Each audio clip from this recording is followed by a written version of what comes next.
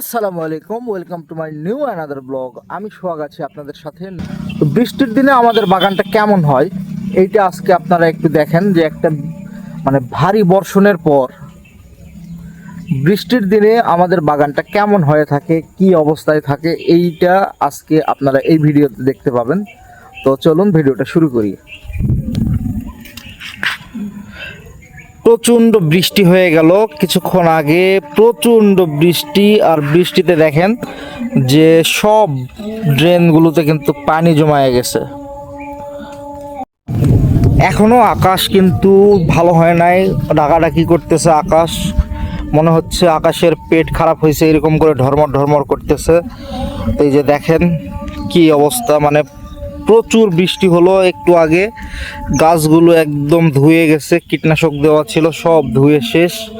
আর দেখেন কত একদম ড্রেনগুলো একদম ভরে গেছে। তো বৃষ্টি হইলে একদিকে ভালো আবার একদিকে খারাপ, এইটাই হচ্ছে মেন ঝামেলা। বৃষ্টি খুবই ভালো আবার খুবই খারাপ। এই যে ফসল কিন্তু ফেলানোই যাচ্ছে না। এইখানে কিছু শীতকালীন সবজি লাগাইতে হবে, সেইটাও বৃষ্টির জন্য হচ্ছে না, পুরা জায়গাটা পড়ে আছে। এই গাছের ডালটা এক্সেস বড় হওয়ার কারণে এই যে দেখেন ডাল কিন্তু ভেঙে গেছে। তো এই ডালটা আমি কেটে দিছিলাম, দুইটা ডাল নতুন করে বের হয়েছে, আর এই দুইটাই ভেঙে গেছে বাতাসে। এই কারণে হয়তোবা এরকম করে আবারও ডাল গজাবে ইনশাল্লাহ, দেখা যাক। আর পুকুরের যে অবস্থা, আমাদের যে পুকুরটা, এই পাড়গুলো ভেঙে যায় বুঝছেন। এই পাড়গুলো ভেঙে যাওয়ার কারণে অতিরিক্ত বৃষ্টি হইলে পাড়গুলো যায় ভেঙে, এই কারণে খুব সমস্যা হয়ে যায়। আর ওই যে ওই পাড়টা তো ডুবেই যায়। এই যে আমরা দুইটা গাছ সেদিন লাগাইছিলাম নতুন, ভালোই হয়েছে। এই যে খাবার দিছিলাম পুকুরে, মাছ কিন্তু এসে খাচ্ছে। আর এই হচ্ছে বাগানের অবস্থা এখন। এই হচ্ছে অ্যাভোকাডো গাছ। অ্যাভোকাডো গাছটা কিন্তু দেখতে চমৎকার হয়েছে, তাই না? অ্যাভোকাডো গাছটা দেখতে চমৎকার। আমাদের অঞ্চলে যে অ্যাভোকাডো গাছ এত সুন্দর হবে এটা ভাবতেই পারিনি আমরা।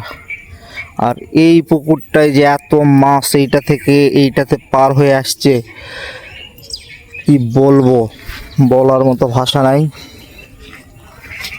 সেই সাথে কিন্তু আমের গাছগুলো এখন আর সমস্যা হবে না, কারণ এগুলো আমরা কাজ করে দিছি, সুন্দর করে উঁচু করে দেওয়া হয়েছে। এই কারণে যতই বৃষ্টি আসুক আর আমের গাছগুলোর সমস্যা হবে না, কমলা গাছগুলোরও সমস্যা হবে না, কোনো গাছেরই সমস্যা হবে না।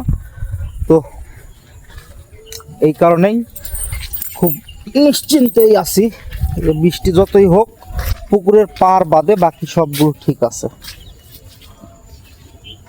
যে মাছ খাওয়া দাওয়া করতেছে, পানি নড়াচড়া করতেছে। তো এই তো বৃষ্টির পরে আমাদের বাগান কেমন হয়ে থাকে। তো ভিডিওটা ভালো লাগলে অবশ্যই লাইক কমেন্ট শেয়ার করবেন। আর আজকে সত্যি বলতে তেমন ভিডিও করতে পারিনি, এই ভিডিওটা আপনাদের জন্য দিলাম। যদি ভিডিওটা ভালো লাগে অবশ্যই একটু লাইক কমেন্ট শেয়ার করে দিবেন। সবাই ভালো থাকবেন, আল্লাহ হাফেজ।